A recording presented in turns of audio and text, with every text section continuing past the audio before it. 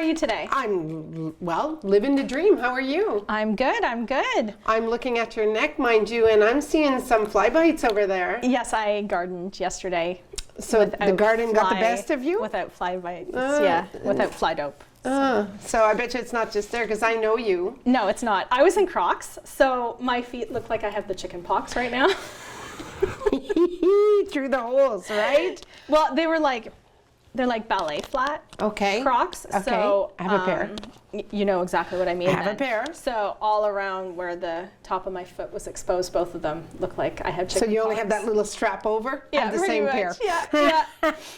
Ouch. Yeah. Okay. Yeah, but you know. But did you get the gardening done? I got all the weeds out, so I'm ready to plant my seeds now. Oh, nice. Yes. And then the trailer is ready? Yeah, we were camping on the weekend. Nice. How was that? It was good. It was very buggy. Okay, buggy. Ooh. Yes, the bugs Buggy. were very bad, and we were in Halfway Lake Provincial Park. Okay. I don't know if you've ever I know where been it there. is. Yeah. But where we were camping was very swampy as well. Yeah, So- all around you. Yeah. So like literally around the campsite there was pools of water. So we're very happy that we have a screened tent. We Yay spent a for lot of that. time in there. Okay. And then when we went hiking, we were covered head to toe, like long sleeves, long pants. We had the fly dope on. Smart. Yes. I got stung by a wasp opening up our trailer. Ouch. So it was while we were cleaning, put out all the furniture, and then we said, oh, let's take a break because it was pretty hot. It was very warm. So I closed my eyes because you're not supposed to take a break that bad, but Al fell asleep, and all of a sudden I felt this pick, and it was right there. Ouch. And I went, oh. And when I went to go do something, it was too late. It was already there. gone, and yeah, it did so. Okay. So yeah, we opened up our trailer too, so Oh, I was good. excited with that. And I'll be doing my big girl because Al's on call this weekend. So. Oh, so you'll have to go by yourself. Oh, it's just sad where your I'm life like, is so hard. someone just has to do You'll it. just sacrifice yourself and go to camp by You yourself. know, and I right? mean, I'll text him and check in on him and make sure he's okay. Yes, make but- sure that on his on call is going okay. Yeah, you know how it works. So, but Good. Catherine, we are open book of, May 23rd. and today is obviously with Catherine and Lisa. Yes, it is. We're not cloned. No. Imagine. Can you imagine? I'd love a clone. I'd love a couple actually. I feel bad for the world if I have a clone. I would love a couple of clones, to be honest with you. My to-do list is so long. Yeah. Oh, okay. That's a good way of thinking. Yes. I wasn't thinking of it in that aspect, but yeah, I paint a house, do this. Right. Oh, smart. Yeah, you a smart cookie, you know. Yeah, that'd be great. All right. So let's talk about the picture of our Yes. famous church. Yes, that's it. You know, I got married in that church. Did you? In 1989, Stephanie too, she's got her hand up. Oh, and, very nice. She's waving at us. 1989, so we're celebrating our 36th year on August 12th. Congratulations. Yes. So, and that church, has married numerous people. Oh, yes. I would expect so. Well, not the church married, but Within the church. Within the church. Yes. And I have to say, for the size of the church we have in such a small town, it's pretty big. It is. And down below, Yeah, there's a lot of room. So you can get married upstairs and then you can have your reception downstairs. And exactly. yeah, And it's still standing well, is what I Yes. wanted to say. You know, all those, what do you call them, stained glass windows and everything. They're beautiful. They're still in par and looking good. So our church is still there. Yep, thankfully. Yeah. All right. So we'll kick it off. Do we it. have a message from CAA Québec. Okay. So the security corridor is about protecting those who help us. So May 14th was Safety Corridor Day, and it was an opportunity to remind all motorists of the obligation to slow down and change lanes when approaching a stopped emergency vehicle or tow truck who are on the side of the road.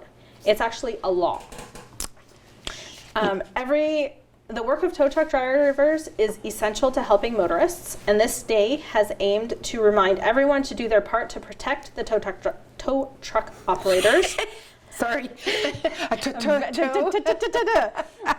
The tow truck operators by taking this simple action.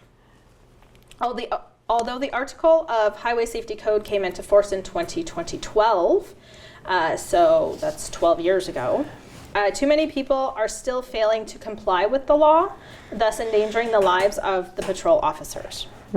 So respect for the safety corridor by motorists benefits all emergency services, ambulance, police, and firefighters. In addition, the maneuver must be carried out when approaching all intervention vehicles on which the yellow arrow is lit.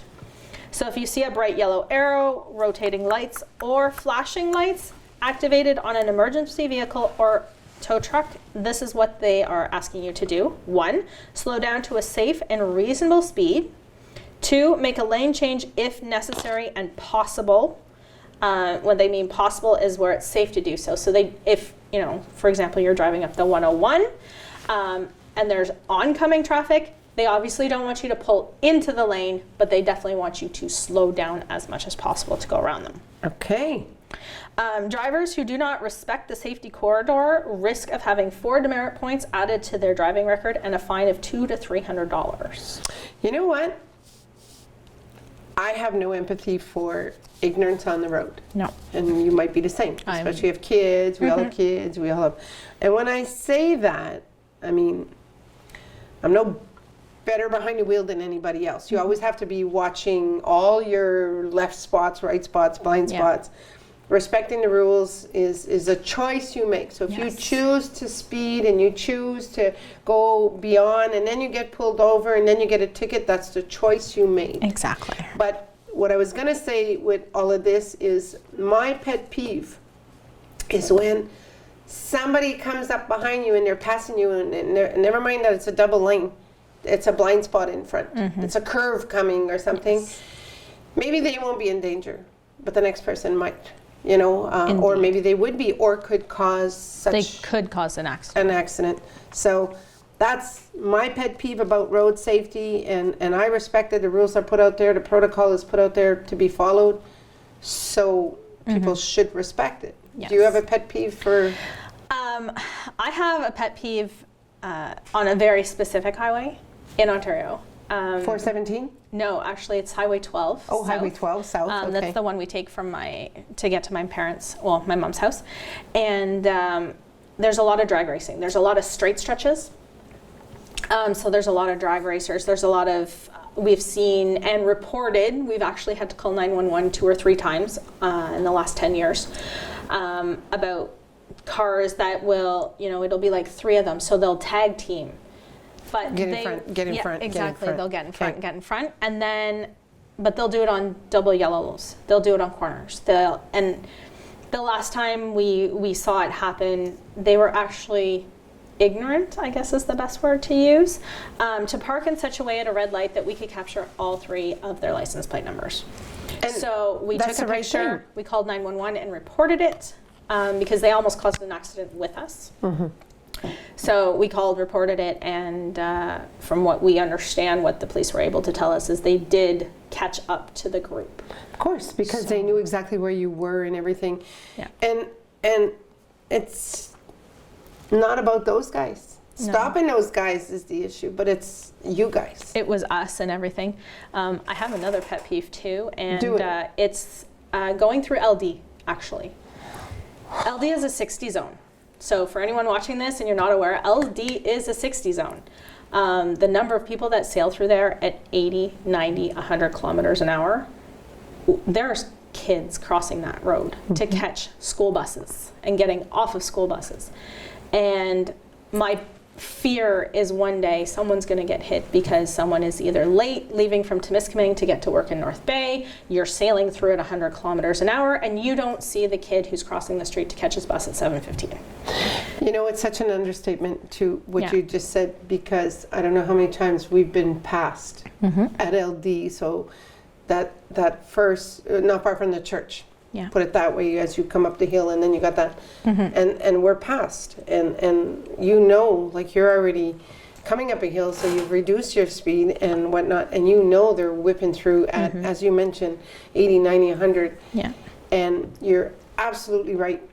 The kids are the biggest factor. I always remember those big billboards because it was a friend of ours. Remember Adam? Yes. So Adam, the billboards are all over. Adam is from Mattawa, and he was only going into kindergarten, Yeah. and when he got hit, and it reminds me so much of that.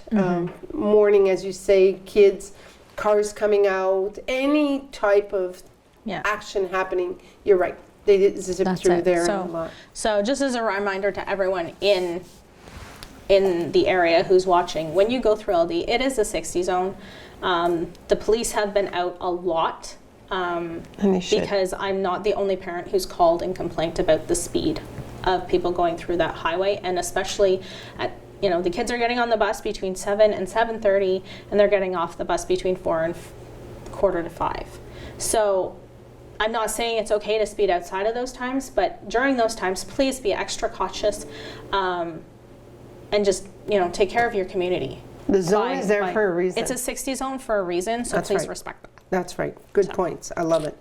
And respect our tow trucks too. If you see them sitting on the side of the road with their flashers on, please slow down and move around Move to them. the side. And you're supposed to, eh? Yes, you have to do it with tow trucks and all emergency vehicles, so police, fire, ambulance. Even the 18-wheelers, if they're stuck on the side, like give the space, give the because everything space. shakes and there's things that could happen, That's it. So good points. I love it. It's all about not just keeping us safe, other people safe, Exactly. Good point.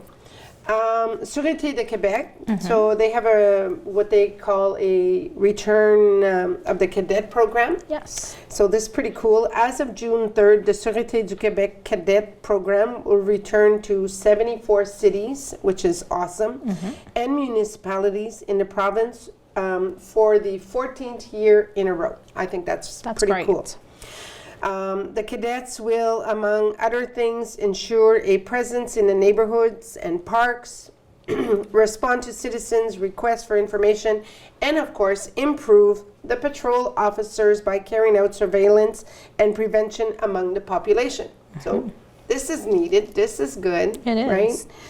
Right? This year, more than 200 students or graduates in the police technology were hired as part of the cadet program, deployed in partnership with the municipalities that received them. So whoever's going to That's have them will be allowed to employ them and get them out there working and helping. That's great. Marvelous. It's a great experience. I think so. Oh, I just took your next line. Sorry. That's fine. So, as Catherine mentioned, it will provide a very excellent work experience, which will look really good on a resume besides that for future police officers.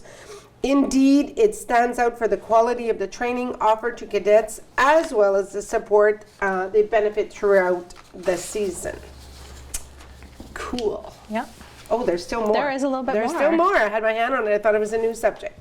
So remember that last season was marked by the deployment of the Garage 529 platform, in which the cadets were key players. More than 400 activities were carried out in the MRCs involving more than 13,000 participants. Wow. To prevent theft and concealment of bicycles. My goodness. I'm going to stop on that for a second because that's all. We're a small town, and that's all you hear is bikes, and you see bikes left yes. at the waterfront by the dam. They take it to their destination and obviously throw it from They there. ditch them and yeah.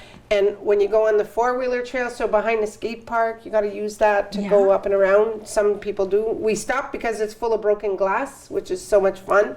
So you should see the bikes that are thrown in the bush there. Oh, wow. So kids and the police, they get bikes. If they're stolen, some people bring it to them. Okay. They keep them for so long. They try to advertise it, but then what happens is the bikes, if they're not picked up, they go into like a auction fund or a charity thing. Okay. And they get So people don't get their bikes back necessarily if they're not paying attention to the... That's right. Like they keep them though. I do know Yeah. they keep them for quite a while, but then after a certain point, you can only stock so much inventory. No, whatnot. exactly. During the 2023 summer season, more than 18,000 prevention, sponsorship, reapproachment, and proximity activities with citizens were carried out. That is That's phenomenal. great. For more information on the cadet program, the public is invited to consult throughout the summer season the SQ website. Or, of course, you can stop in at the SQ and see if they can give you information there. And to subscribe to its Facebook, Instagram, and Twitter accounts where news on cadets will be published. That's cool. I love it. Me too. I love it. It'd be nice to know if we have some cadets here in Timiskaming. You're right. It would be. And I can't answer it because No. I don't even know it. I don't know, but it'd be interesting to find out. Good point. You can check the Facebook page. There you go. So we have another message from the SQ as Okay. well, and this is about boater safety, boating safely. Wow. What did you just say? Boater safely. That's what I thought I heard, but it's okay. So boating safely, or be a boater. being and safe on your boat. There you go. Good job. So they want to advise the public that the SQ nautical patrollers are back on the waters to ensure the safety of boaters and vacationers who will be more and more likely to practice activities on the water as the summer season approaches. Nice. So at all times, for their safety, citizens are invited to be proactive, vigilant, and attentive when navigating on the water or being near lakes, rivers, and other bodies of water. Knowing your boat and familiarizing, I really can't say that word, yourself with this equipment during water activities can avoid deplorable or sad situations due to inexperience. People are urged to follow the following safety guidelines. 1, have the mandatory equipment on board for your boat and check its condition before you depart. If you don't know where to find that information, I'm pretty sure you can find it on the SQ website. Or if not, you can probably... Boat Safety of Canada. Yeah, I think Boat Safety Canada. If you Google that, you can find what you need on your boat. So if you're not sure, please find that out. Make sure you wear a life jacket that is in good condition and the right size for you. Especially children. If you had a life vest for your child last summer, make sure that they are still within the right weight range for their safety jacket. That's what we did this year and found out that all 3 of Malcolm's life jackets were too small. So, Well, he's growing. Holy Jesus. so yes, we had to go out and buy a new life jacket for the trailer. Make sure you have a means of telecommunication on board, cell phone, maritime radio, etc. If you're relying on your cell phone, make sure that you have cell phone service where you're going. Plan your route and check the weather before leaving. Absolutely. Carry a map of the water bodies with you.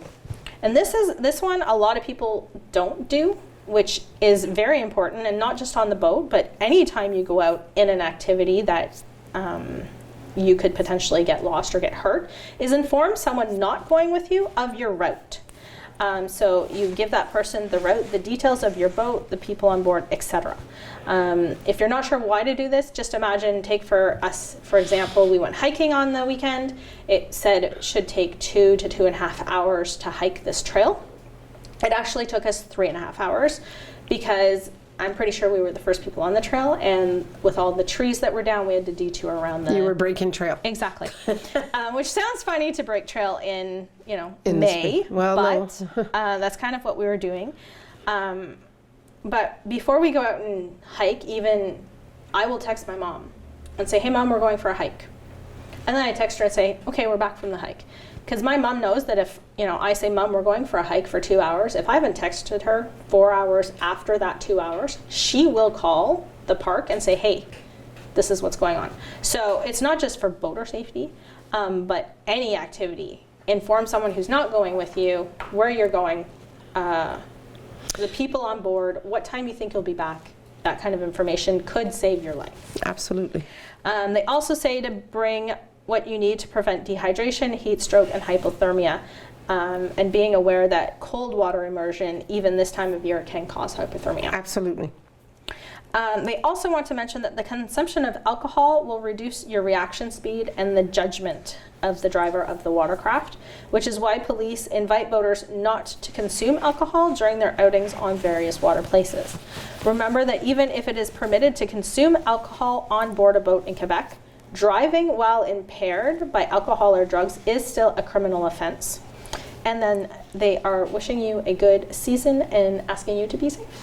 And these are all super, super great points. We bought a pontoon last year, and one of the things we did put on our boat is you could buy the flare if you shoot it up in the air, you know, because you never know if your cell phone's not working or something. And they checked us, so it was funny. Everybody saying, you know, you don't have to worry. They're out there, but they're not going to stop you. First day into the water, we just left the dock. We did maybe 100 feet. There's this boat going by. Boat does a full turn, comes back, comes around the boat. Al stopped. So ironically, he did not receive the registration. He did everything online, but we hadn't received it in the mail yet. But we had all the documentation with us. So first question to them was, is that a new boat? You could tell. It was shiny, it was new, the letters were still on the boat, it was intact. Yeah. Not a dent. Yeah, it was good. He goes, nice. Okay. Sir, I have to ask you, do you have life jackets? Yeah. Okay. Can we just see if you have them? Yeah. So we put 7 on board because you could put 9 on the boat. Okay. Sitting and then standing, but we put 7, put 7. On the boat. Okay, sir, do you happen to have your registration? Showed him that. And do you, like, they went through a list of items. Oh, yes. And while one was asking us the questions and focus on us, the other one was like, He was poking around. that's a 150 motor, and like he was just really, he didn't even, I think they just stopped us because They wanted to see the boat. But the comment that they did say was, you know that Quebec is on one side because we're in the Yes, Ottawa River, yeah. and Ontario is on the other side. You still have to respect the safety.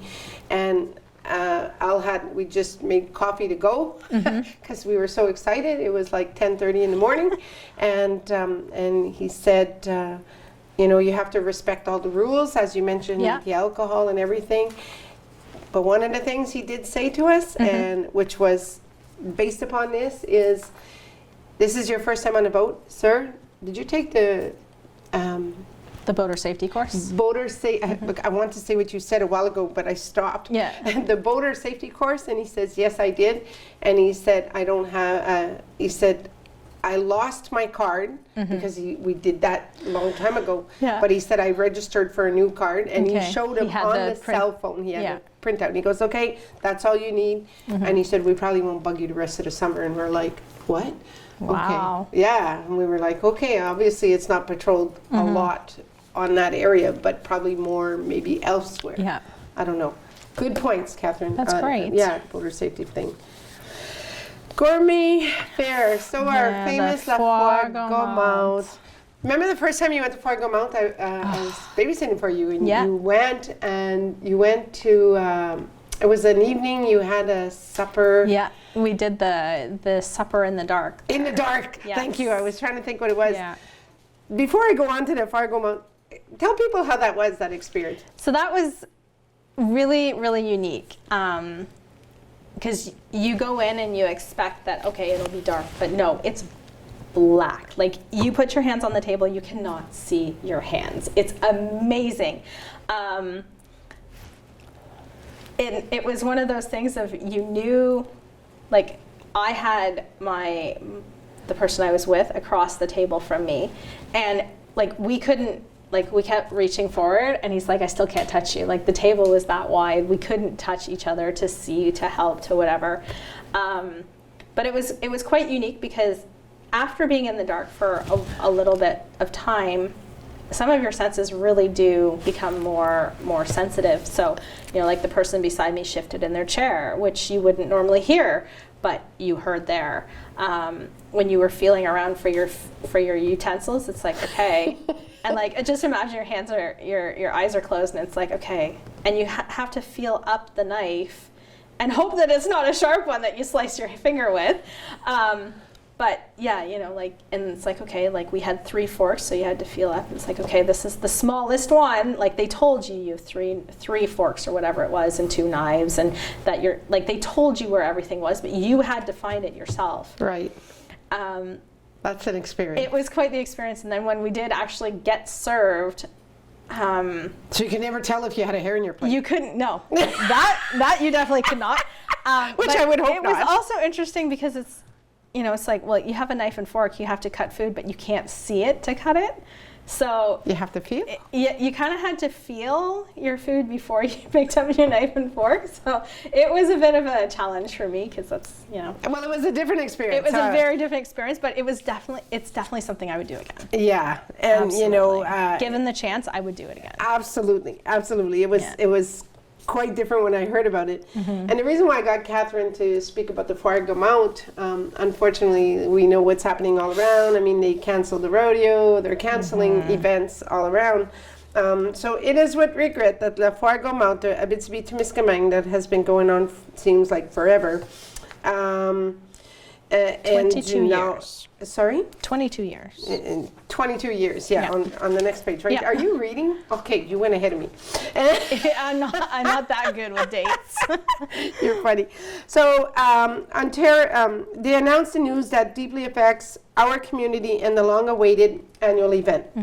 One of the main partners, Canadian Heritage, has ended its funding for the Foire Gaumont, and the search for new sponsors is becoming more and more difficult. Yeah. And we all know why. Things are happening with the economy. That's it.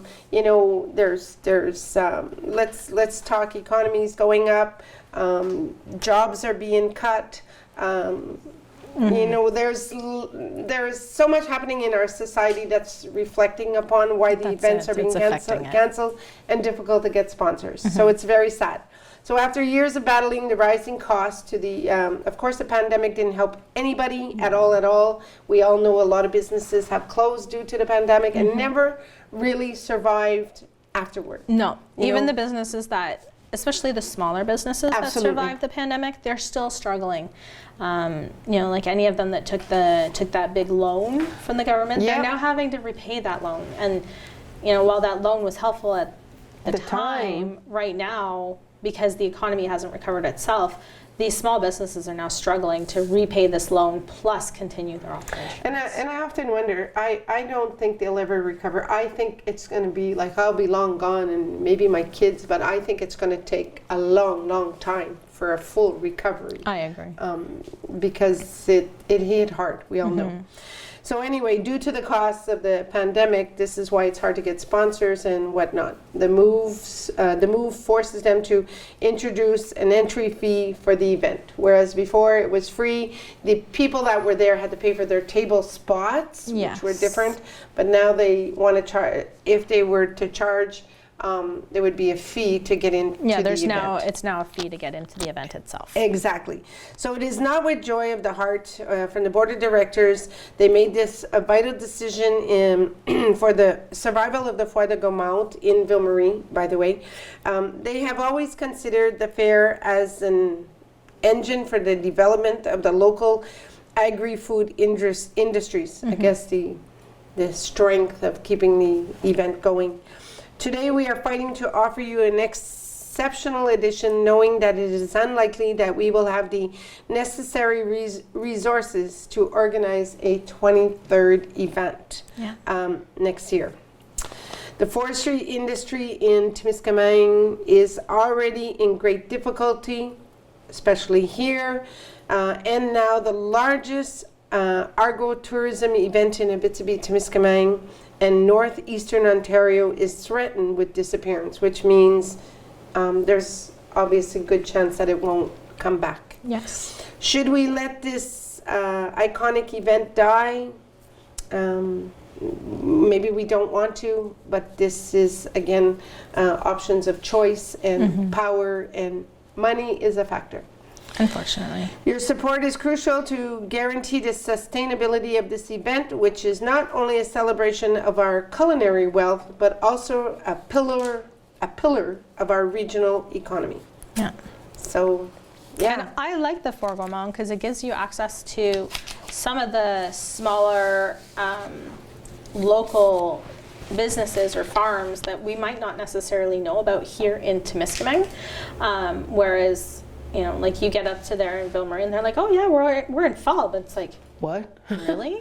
Like we drive through Fald to get there, but we had no idea they were even there.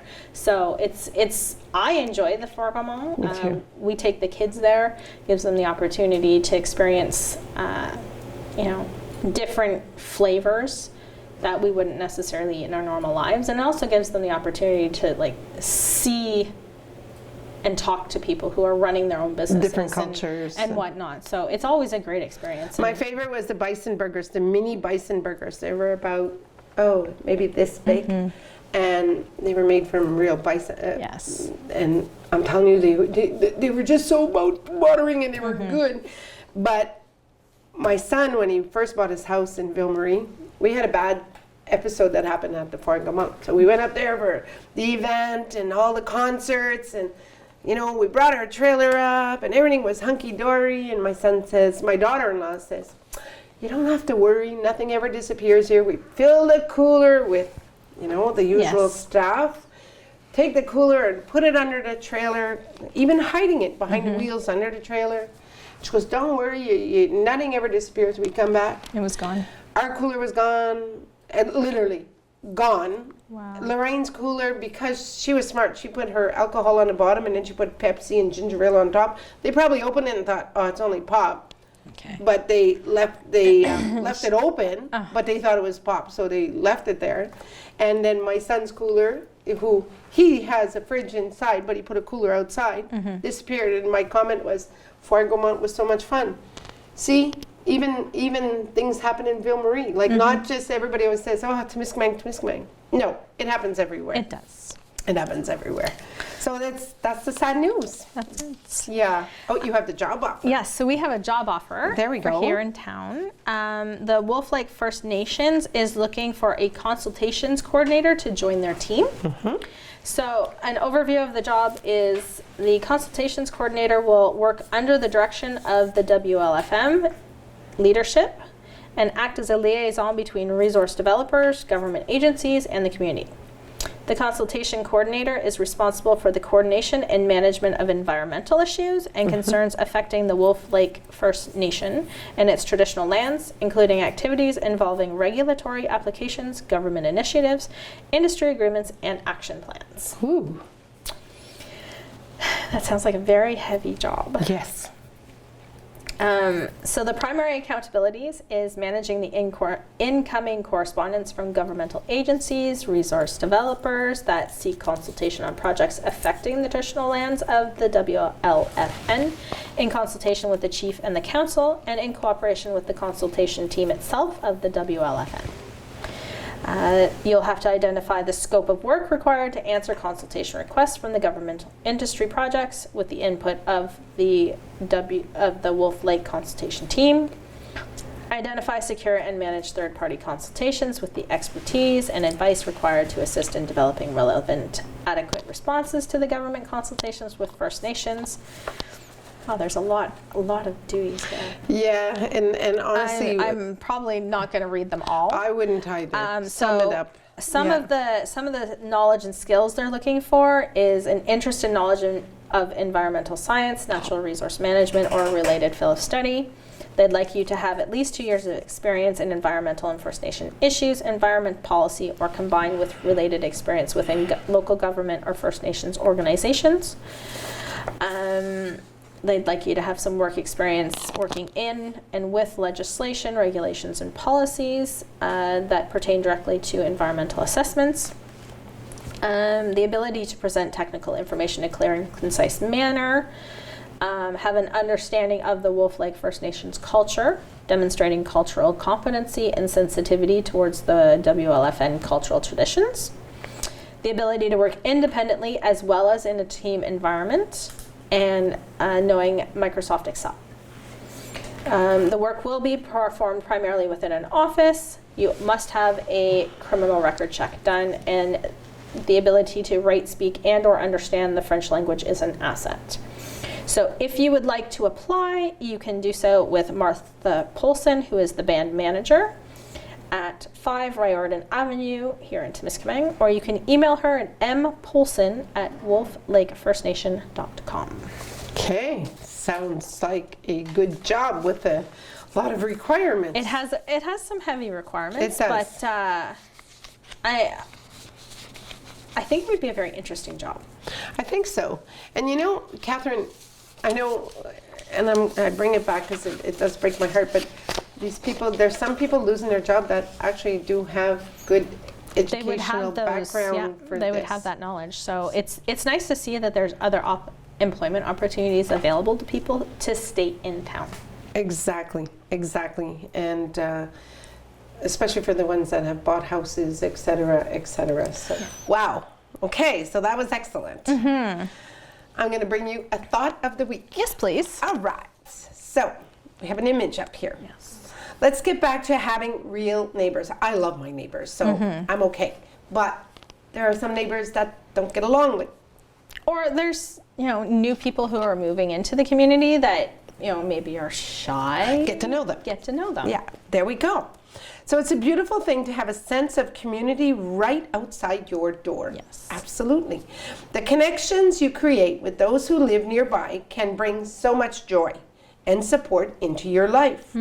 Take the time to connect with your neighbors, share stories, lend a helping hand, and create lasting friendships. Yes. That's so true.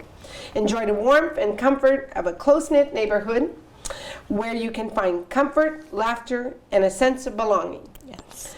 Cherish these connections because they enrich your life in ways you may not even realize. It's very true. We have, when she was funny, so everybody knows my neighbor who she is. On one side is Roland and Guy, and the other side is Gino and Francine. So when Roland and Guy bought the house from Albert Engelhardt at the time, I get this knock at the door. And so they had just moved in.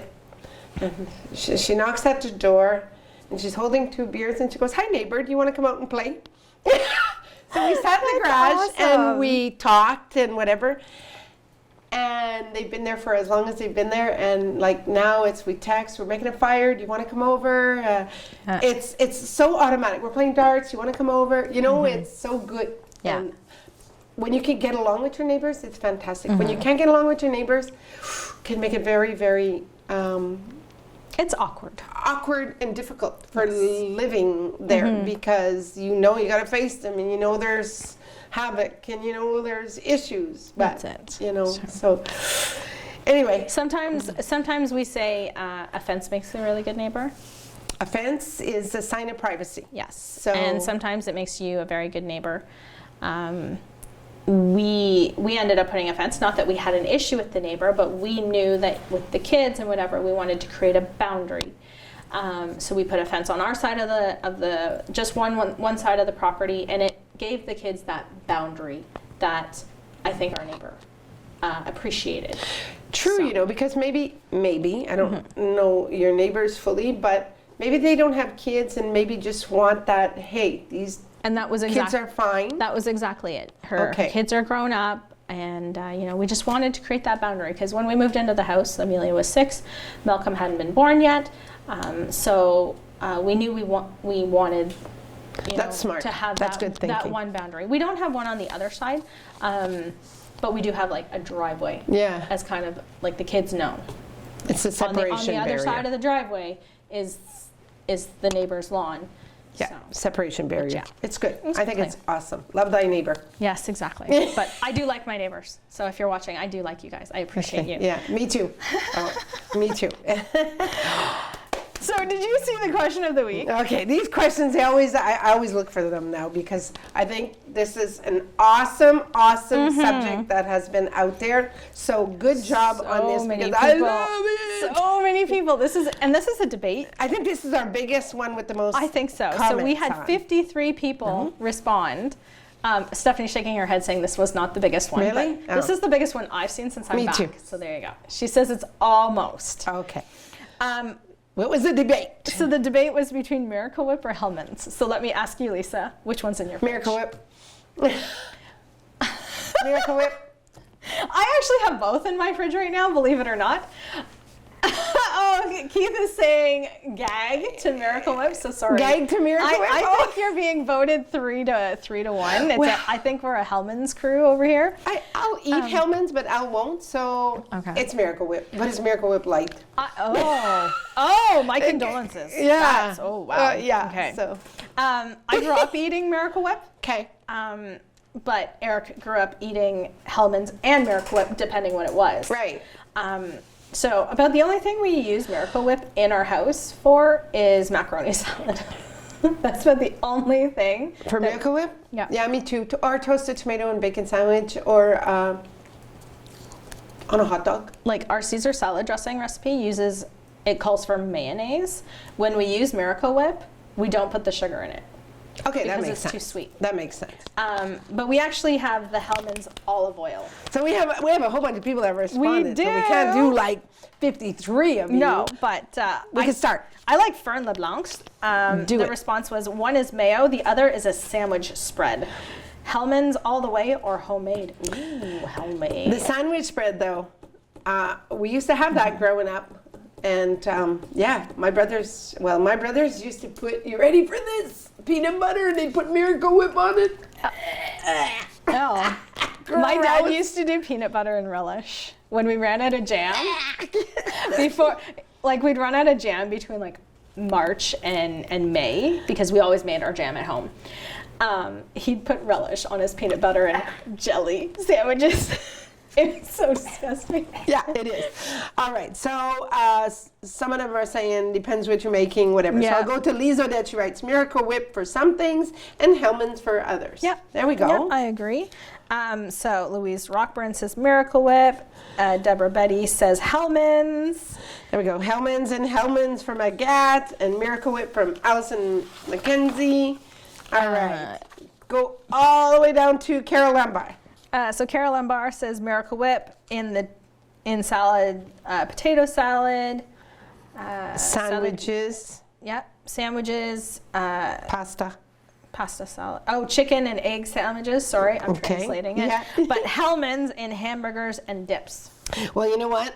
In hamburgers now, you guys gotta have to try that. It's called burger. The burger sauce. Yeah. It's like Yes. creamy color. Oh my God. Hellmann's so Miracle Whip. All of that is no good. Get to that. you need It's the burger fantastic. sauce. It's It's so fantastic. good. So, The sriracha mayo. sriracha mayo. Yes, sriracha mayo. would I be have good. a cilantro lime mayo as well. Oh, must be That- awesome. Yeah. Chris A.T., my sister-in-law, love you dearly. User to Miracle Whip, but now it's Hellmann's all the way. Okay. And Gigi Vaillancourt says, I would like to say technically you shouldn't compare the two of them, but as a preference, I prefer the dressing. One is a mayonnaise, it's egg and oil based, so that's the Hellmann's, whereas the other one is a salad dressing. There's no egg and it's vinegar based. It's just a tidbit of unimportant knowledge.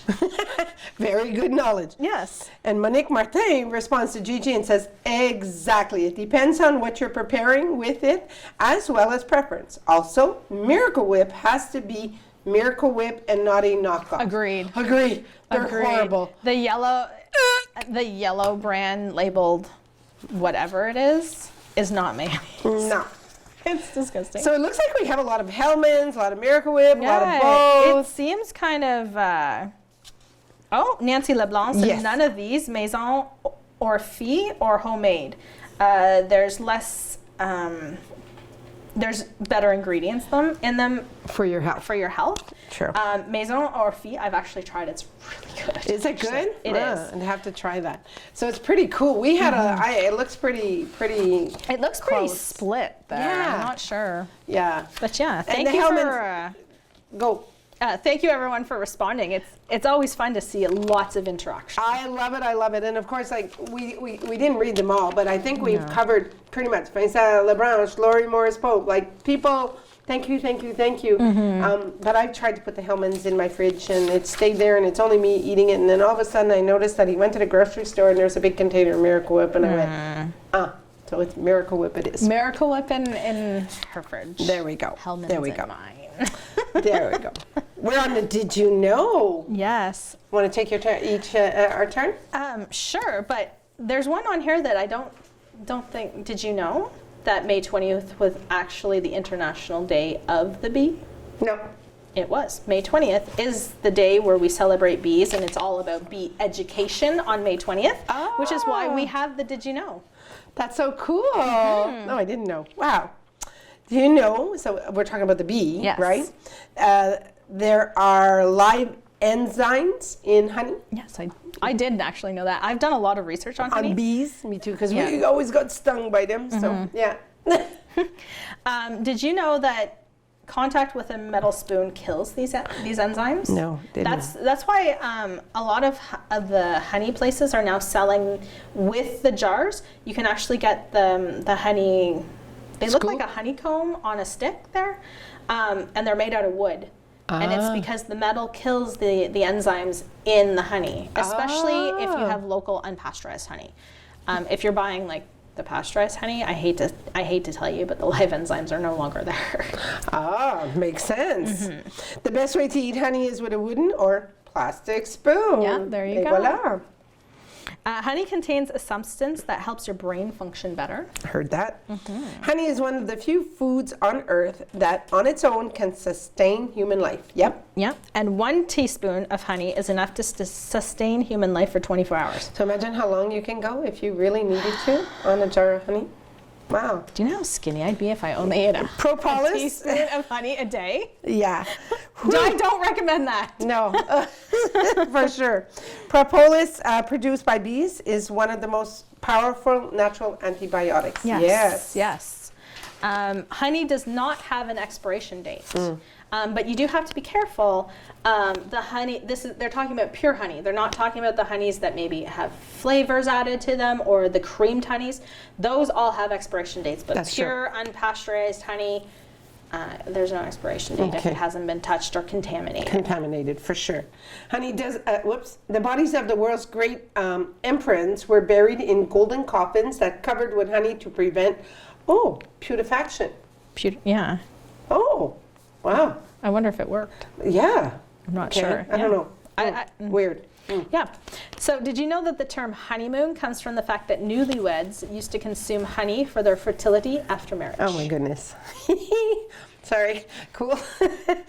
A bee lives less than 40 days. Yeah, after they sting you, you beat the crap out of it. Visits at least 1,000 flowers and produces less than a teaspoon of honey in a lifetime. It's true. What are you going to do when a bee stings you? You swat it? Exactly. That sounds very sad, though. They produce less than a teaspoon of honey in their entire life. Yeah. That's why we need more bees. That's why we need more bees. One of the first coins had a bee symbol on it. Cool. And deep gratitude, of course, to the humble bee. Yes, because we all know that if we didn't have bees in the world, then, human life would cease to exist as it is. Exactly. Well, we have some happy birthday wishes coming up. We have lots of birthdays. Let's take our turn. So on May 23rd, happy birthday goes out to Melissa McLaughlin, Nina Jelena, Ron Presso, Brennan Lassiere, Jerry Whistle, and Jody Gagnon. On May 24th, we are wishing happy birthday to Christine Ellen, Alicia Sutherland, Audrey Marcotte, David Woodbury, and Lisa Amato. Lucy. Oh, Lucy, sorry. That's all good. May 25th, Steve Carpentier. On May 26th is Jimmy Dussault and Karen Perrin. 27, happy birthday to Steve Morris, Bridget Loisel-Dion, Catherine Dandy, and Lorraine Lebresse. And on May 28th, we have Bobby Chenier, Rose Jabon-Duguay, Raymond Cousineau, Nicole Piquet, Linda Labelle, Simon Houle, and Jacques Goulet. That's a lot of birthdays. It is a lot. Yeah, so happy birthday from us to you. Yes. Right? And our last thing, if you haven't been up to Kippawa, well, let's tell you about the Kebaowek Dairy Bar. We have a picture up there, of course. And so they have an ice cream shop now at Kebaowek. Yes. Near the marina. Okay. And I haven't been up to see it yet. Me either. And we'll have to try it. If you're up that area, you'll have to go and try the ice cream. But one of our great tvcTK members was up at the opening ceremony, so we can see that. Oh, that must have been Stephanie. Yes, it was Stephanie. Yeah, there we go. So thank you, Stephanie, for going out to the opening ceremony. We can Lisa and I will come back and watch the ceremony Absolutely. once it's been added to our list. Absolutely, for sure. Well, it's been awesome, Catherine. Yes, have a great weekend. You too. Alone at camp. Oh, it's sad. I am so sad for you. We're going to Mikisew, which is one of my favorite provincial parks. I love Mikisew. Been there too. We so- did a lot of provincial parks Yeah, with yeah. the kids, right? So Yeah, so enjoy, have thank fun. you as well. Be safe Right back at you. and have a great week, everyone. Have a great week. Hi, my name is Mila. I'm 8 years old and I'm gonna try Kebaowek News ice cream today. I'm so excited.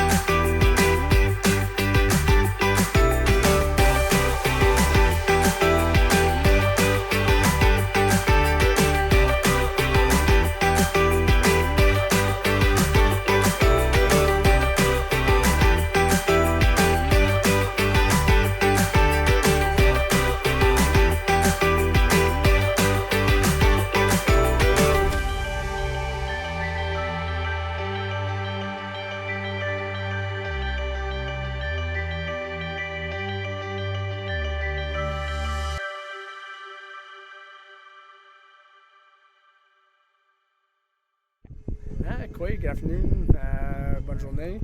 My name is Justin Leroy. I'm the Director of Community Development for Kebaowek First Nation and also elected member of Chief and Council, and really excited to be here today at Kebaowek's Marina on our boardwalk for the grand opening of our new ice cream shop, Cadet Adawiwigamig, which translates to ice cream in Algonquin. We've been hard at work on this project, I'd say the last year. The project lead's been Karen Young, one of our newer employees at the bench. She took my old role as Economic Development Officer, and this is her first project she took from an idea until its grand opening here today. So very, very happy for all the hard work Karen's put into this, and I know the community's been excited about this opening up, same with the neighboring communities, so really excited about today. Hopefully the weather keeps holding out for us, and we all get to enjoy some delicious tasting ice cream here in Kebaowek First Nation. Thank you very much, Justin. Good afternoon, bonne journée. I'd like to wish everyone to Kebaowek First Nation to the grand opening of our brand new ice cream shop here in Kebaowek. But before we proceed any further, I'd like to invite Elder Noelle Robinson to come to say an opening prayer for us.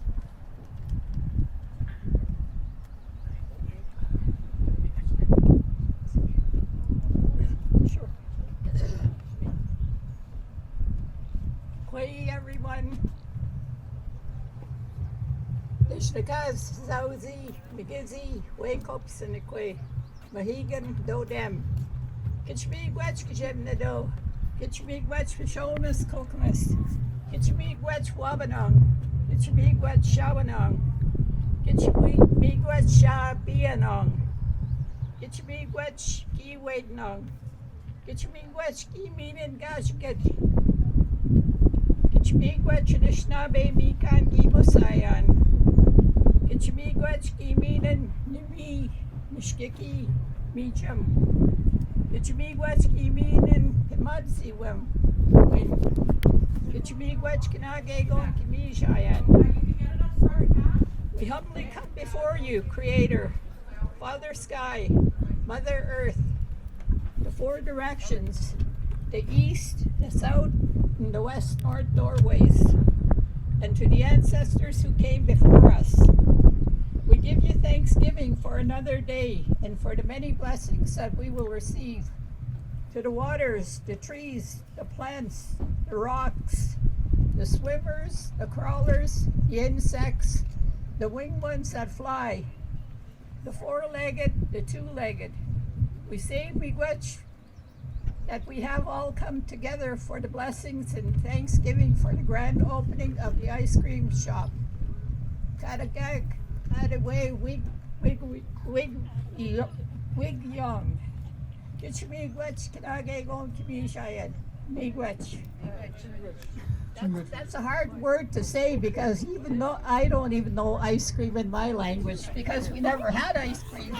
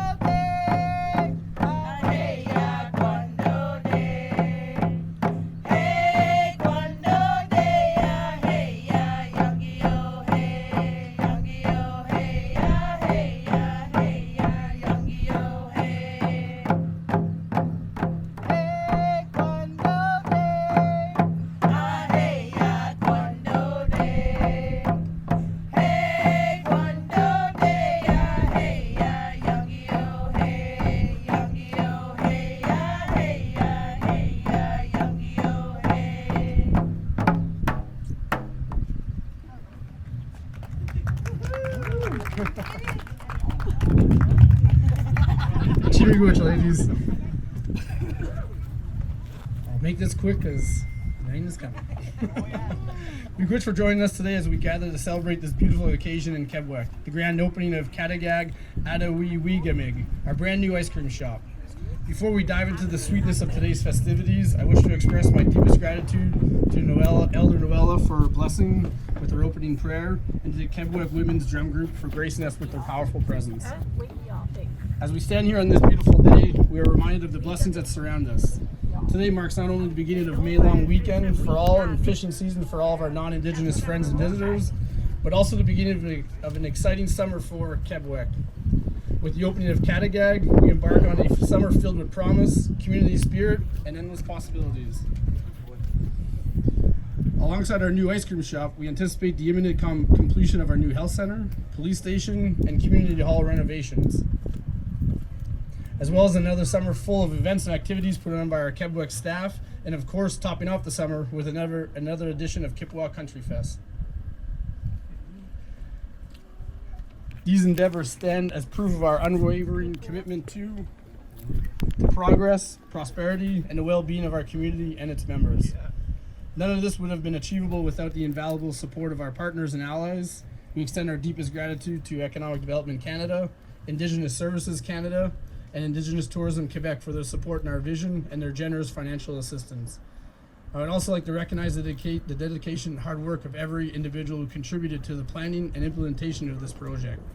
From Taylor Ice Cream Machine for their equipment and installation, to our Public Works Department for their invaluable assistance, to Dan Jolly, Owen Mulgray, and Desiree Down, and anyone else who gave them assistance for their exceptional renovation work.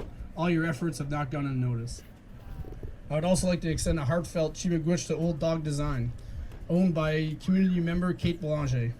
Her creative prowess has brought our vision to life with the stunning logo for the ice cream shop and the careful design of all the signs and menus. Your beautiful work has added an extra layer of charm and identity to Kattegat. A special miigwech is reserved for Debbie and her team at Migsy Gas for their support and training in operating the ice cream machines. Your commitment to our success is truly commendable. And last but certainly not least, to Karen Young, who I hope is feeling much better after getting some water. Our community's economic development officer and the driving force behind our ice cream shop project. I extend my deepest appreciation and miigwech. Your passion, dedication, and tireless efforts have transformed a mere idea into a beautiful reality. All your efforts towards this project is an inspiration to us all. Now, as we stand on the threshold of a new summer season, let us embrace the spirit of community, camaraderie, and celebration. Let us savor the sweetness of this moment and embark on a summer filled with joy, unity, and endless fun. And without further ado, let the festivities begin. May this long weekend be filled with laughter, fun, hopefully good weather, and of course, plenty of delicious ice cream. Chimigwich, have a good weekend. Thank you, everyone.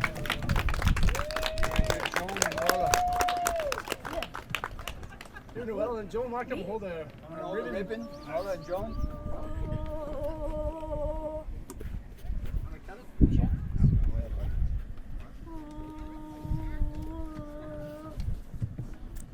Hold the side and Joan the other side. Here, Joan.